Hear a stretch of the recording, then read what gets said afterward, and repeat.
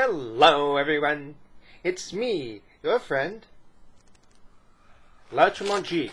Okay, yeah, just kind of spoofing report of the week, because today we're going to be doing our first review, and it's going to be, well, we're going to be reviewing fast food, and that's kind of report of the week's, gig. And why are we doing that? Well, because I'm sure a few of you might know, most of you may not, that before I reviewed alcoholic beverages, one of the things I did on this channel was just create really, really odd videos about fast food, like making disgusting fast food combinations, like stacking nachos inside of a burger, etc., etc. I don't know why I did that. Wasn't a good idea. But there's been something brand new in the news. I'm sure you've certainly heard of it. And that is, of course, the Impossible Whopper, which is the Whopper that is made without meat. Patty is made out of various vegetable materials and a special chemical called heme, which is made from genetically altered yeast to kind of resemble the taste of meat, and it's been placed into that vegetable patty, and it's supposed to be the new step forward, a light year forward, many in advance in vegetarian technology. So I am going to do a side-by-side comparison. I have a regular Whopper here, and I have an Impossible Whopper. Both of them have been modified to my taste, in that I have asked for no mayonnaise, because mayonnaise tastes like the devil's snot. And there's a more rude word I was going to use there. Mayonnaise tastes like the devil's snot. And mustard, I find, tends to go and enhance burgers. I'm one of those people who prefers mustard on burgers to ketchup, actually. This one still has ketchup because I don't find ketchup objectionable. It's just I prefer to have the more savory aspects of the meat kind of emphasized when I have a burger rather than the sweet. So, let's open both of these up and take a look at them, shall we? I'm going to move this down a little bit. And we have our Whopper, looking beautiful as always. Okay. I don't know why it's doing that. And our Impossible Whopper.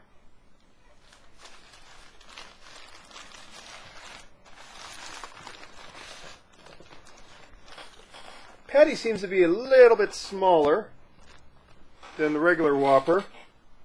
That, or they put the Whopper on crooked.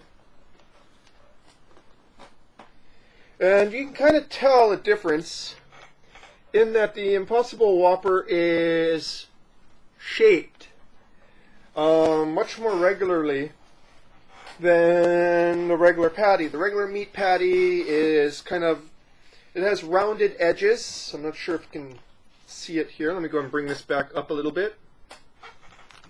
Regular patty has these sort of rounded edges, kind of irregular, while the Impossible one, not sure if you can see it here, perfectly squared along the edge. And let's go and taste this, shall we?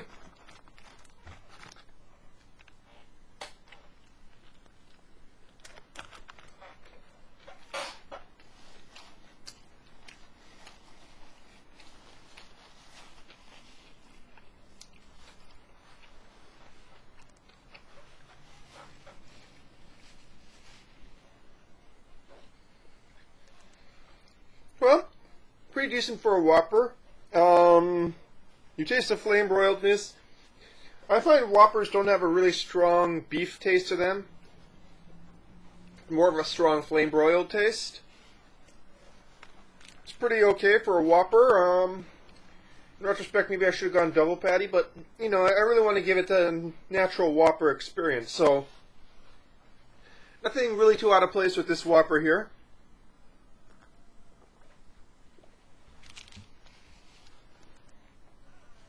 Let's go to the Impossible Whopper now.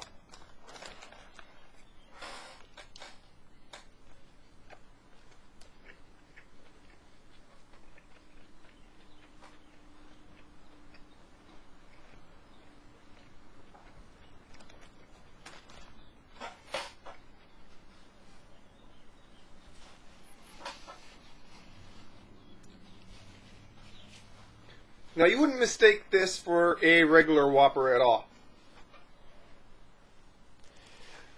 But at the same time, you really wouldn't mistake it for a veggie burger either, except for certain aspects of the texture.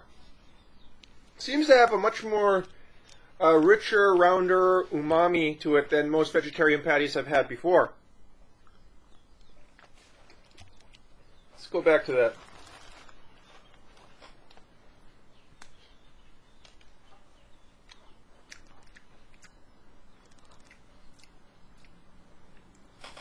There's much more of a charred taste to it. Not so much burnt as charred, as in the flame broil aspect is much stronger on this patty.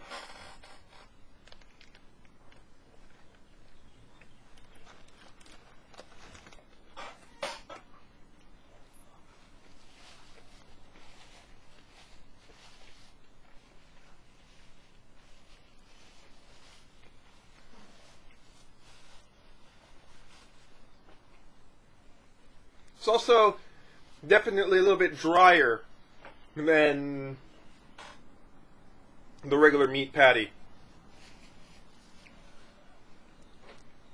So definitely could use, that sauce to go and keep it from getting a little bit too dry on the palate.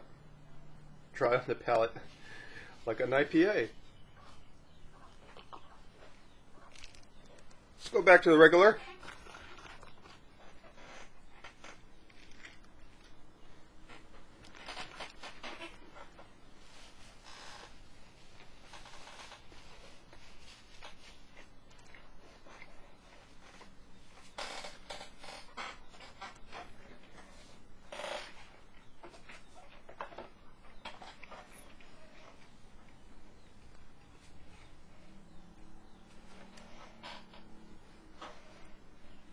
And back to the Impossible.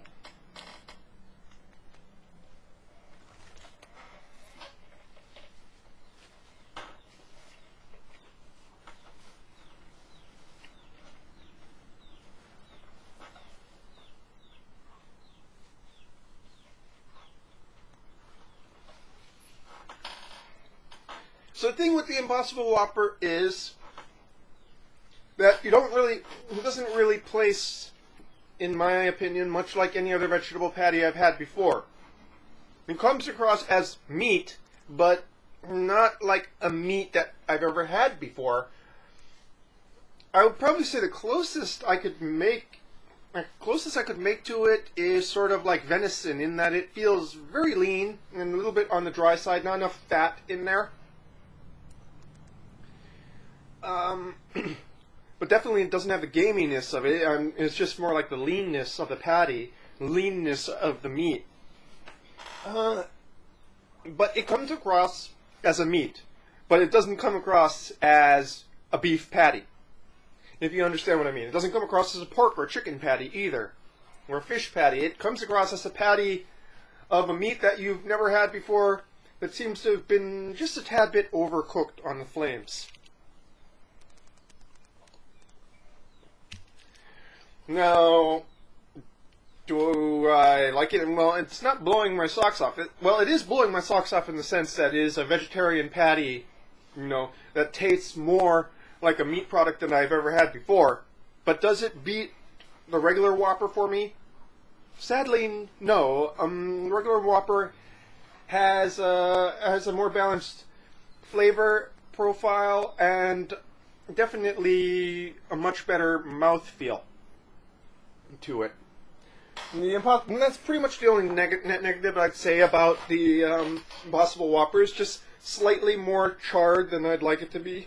Charred tasting than I like it to be. Slightly more dry than I'd like it to be. I'm not really sure if this is an artifact of the person who was running the grill that day and they left it on a little bit too long, or if it's just kind of, just like that by nature.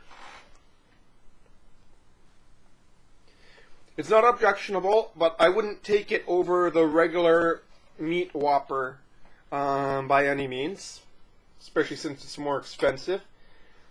Now, if for some reason, this was maybe $1 cheaper, or perhaps even better, $2 cheaper than a regular Whopper, certainly I would definitely make that choice to eat that instead, especially since I'm poor and I don't have much money. But overall, I'd say that the regular Whopper has a much more pleasurable eating experience, and I'm not going to say objective, but from the standpoint that there doesn't seem to be anything off about it. Lower the char value by this, definitely get it a little bit more moist, and yeah, it would definitely be some, the negatives in the Impossible Patty. They're not something that I see as being completely inherent in the product. It might just be in the way it was handled by the preparers. And so I'm definitely open to giving it another shot, especially in other products. I'm definitely going to go and try the Subway Impossible product when it comes out. And this is something that's interesting to me it's very long too long to really get into online, but in the video at least, but I'm thinking that we're going to be seeing more and more of these products as time goes on, and best we start getting used to them because they're going to be around, they're not going to go away.